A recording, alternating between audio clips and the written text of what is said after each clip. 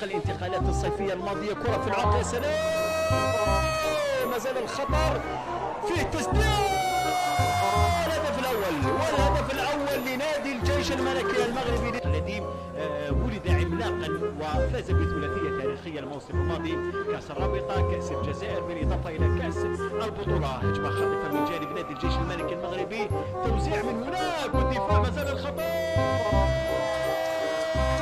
الهدف الثاني، والهدف الثاني المركز الثالث في دورتي 2021 2023. كرة في العمق لصالح الجيش المغربي. الهدف الثالث، والهدف الثالث، والحارسة تكنينت لم تحرك ساكنة. كرة تمر، انفراد بالحارسة. الهدف الرابع، والهدف الرابع لصالح الجيش الملكي المغربي للسيدات. قبل أن تنفض المباراة أنفاسها الأخيرة مشاهدينا الكرام، نتعرف على هوية مسجلة الهدف الأخير. 4 أهداف دون رد مشاهدينا الكرام. من سجل الهدف؟ اللاعب رقم 19.